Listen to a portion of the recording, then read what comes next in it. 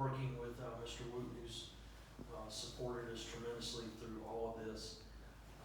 The different options, whether it's EWP or the Mercy Watershed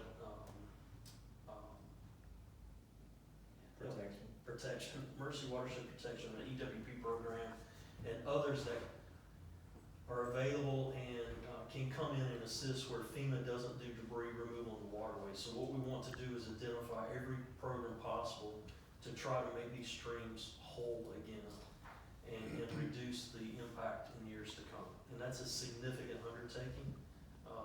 If anyone has looked at any of the rivers and the small streams, many of these have been decimated. And all the things, and you touched on it, but the lake, of course, is full of all kinds of stuff, mobile home parks and et cetera. But then, once that's cleaned up, unless we can get the streams and rivers cleaned up, the upper waters, we'll have the same thing again, with the high waters. That's going to be a big operation.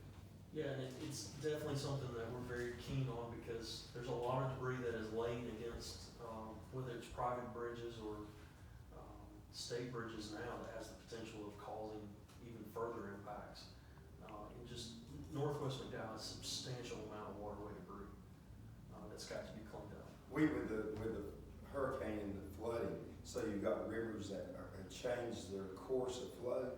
So who's tasked with going in and examine those Army Corps of Engineers maybe and seeing, are they gonna go back and shape those back in the direction they were going initially, or what's that process? So rechanneling of the waterways is another discussion that we're having, along with the Army Corps, but also in the EWP program. But there's definitely a number of locations that have to be evaluated for rechanneling because it has the potential to create significant issues for landowners and businesses and others downstream.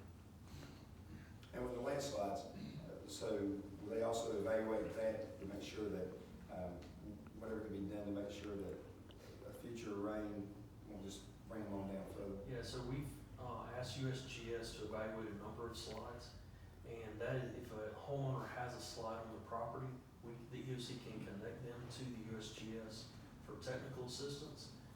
That is basically just, as I said, technical assistance. The USGS does not do any physical work or bring contractors in for stabilization.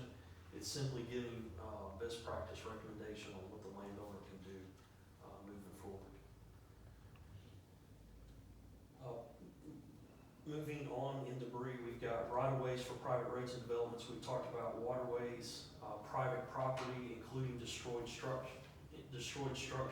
We have trailers, we have houses that are not sitting on the correct plot of land.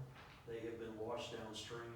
There's a process that the EOC will be working with the landowners as well as the owner of the land who the trailer or the house is now sitting on, including the Army Corps of Engineers, to establish the process to get those structures removed.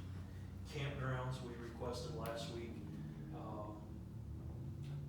to be approved for pickup. Campgrounds can be looked at commercial property, but FEMA stated they would pick up campground debris because we have a number of small business owners in these campgrounds that are needing that assistance. Commercial property can be on a limited basis removed. Commercial property, folks can push that to the state right away, and that is eligible for pickup. And then we are working on a right of entry process for the debris contractor to